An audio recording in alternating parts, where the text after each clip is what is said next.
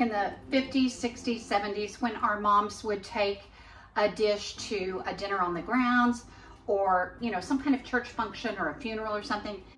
Chicken and rice dishes are always really popular at those kind of family events. And my mom had a really super simple recipe that the UMW out in Porter always used to use. So minute rice came out in the 60s and they developed a bunch of recipes to help busy moms. And this is one of those. It's really quick and easy. So here's the original vintage recipe as it appeared, and this is how my mom made it. Of course, over the years, I've done a few little things that are somewhat different, which you'll see in the video. But if you want to slow this down and copy it and stick to this recipe, you absolutely cannot go wrong. This is fabulous.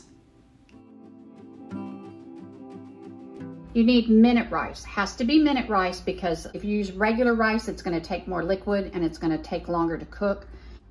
Another thing you're going to need is a brown paper bag. Don't question it. It's very important. Just trust me.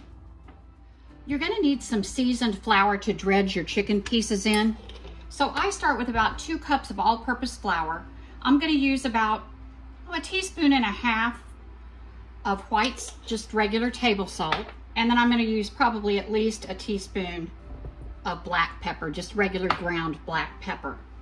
To that, I'm going to add smoky paprika, however much you like, depending on what kind of flavor profile your family likes. And a good, maybe half a teaspoon of thyme. I want to take a fork and kind of mix that up. I want all the seasonings to be well incorporated all throughout that flour. Now additionally, I'm going to sprinkle a little bit of salt. I'm going to just use some kosher salt on my chicken pieces because you have to get the skin seasoned well. And I do use skin on pieces for this recipe just because it is a retro recipe. I love the flavor that the bones and the skin impart. There we go. So in your paper sack, this is something that Bonnie used to do. You take your seasoned flour, just dump it all in the bottom of your bag. Now one by one, we're just gonna put our chicken pieces in the bag where the seasoned flour is. And you can put all of them in there at one time.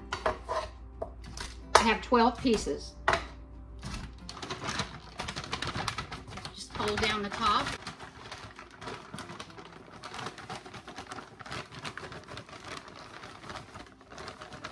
Give it a shake.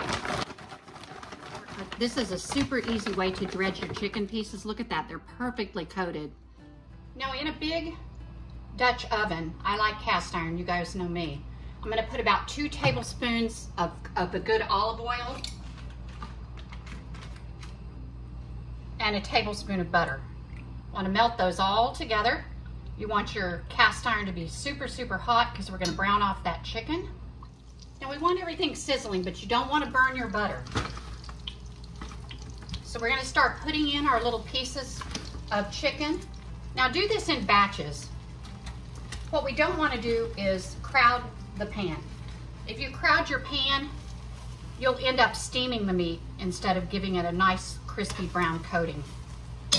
So just start with about half of the pieces. So here's what we're looking for.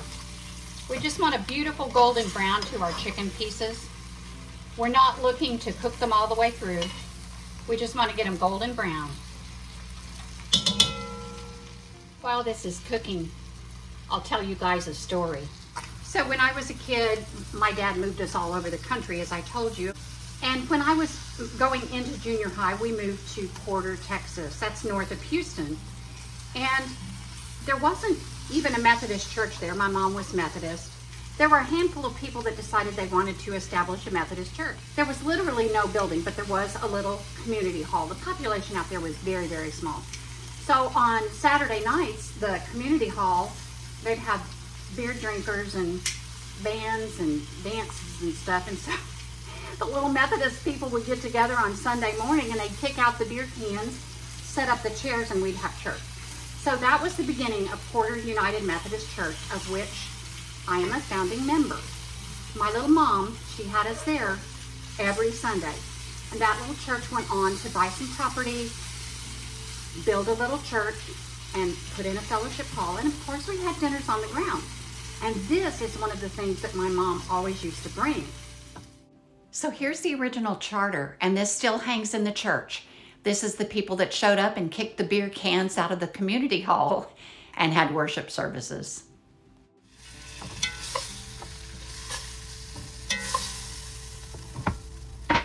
So we've taken out the first batch. There's a lot of little remnants on the bottom. That brown stuff is called fond. We like to keep that fond. And add our second batch of chicken pieces. Do not throw away the bag. So while my chicken's browning, I went ahead and mixed up a little slurry of the liquid ingredients.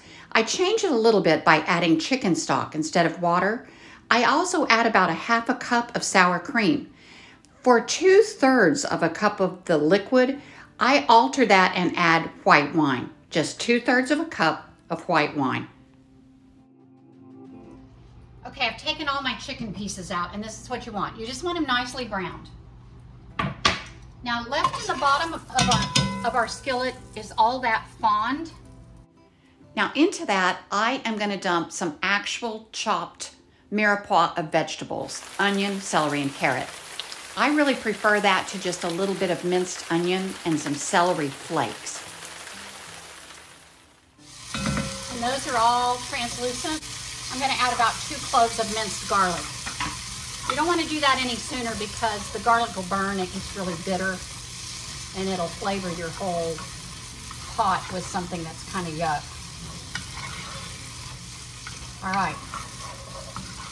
We just want to swirl that around a minute or so to get the raw taste off of the garlic. Then to that, we're going to add this slurry of deliciousness. And we're going to put it all in, but we're going to reserve about a half a cup.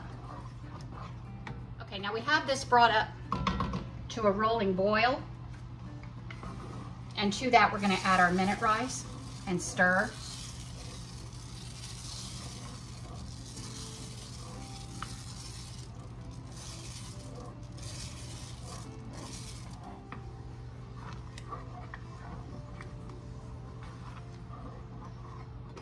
Now I'm just going to arrange my chicken pieces back in our pot.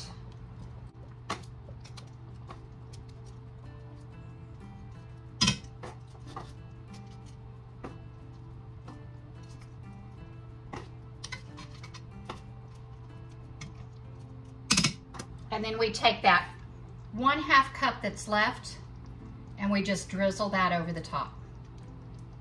Just make sure your little chicken pieces are covered so they'll all be wonderfully moist and delicious. Then we're going to put our top on. Then we'll stick that in a 375-degree preheated oven for 35 minutes, and that's it. Now y'all remember this paper bag I told you is so important? Guess what we do with that? All your trash, your cans of soup, your produce wrappers. I took some help from some pre-chopped onions, carrots, and celery. Guys, I had a busy day. Take help wherever you can. Trash, old butter wrappers. Then, here you go, all your mess. Countertops are clear, no muss, no fuss. Thank you, sweet Bonnie. Okay, here we go. Moment of truth, look at this deliciousness. So I saved the parsley for last. What I'm gonna do is just sprinkle that over the top before serving. The rice turns out perfect. It's like the creamiest risotto. The chicken is so tender it falls off the bone. This is gonna be a dish you're just gonna absolutely love.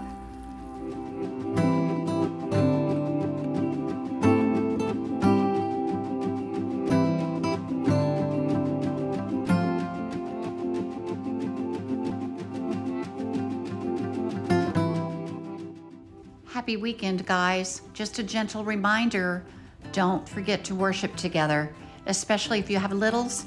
Get to church, make some memories in a place where they can have some godly leadership. They're going to inherit a world that really needs Jesus. Remember, see the good, be the good. I love you guys. Have a great week.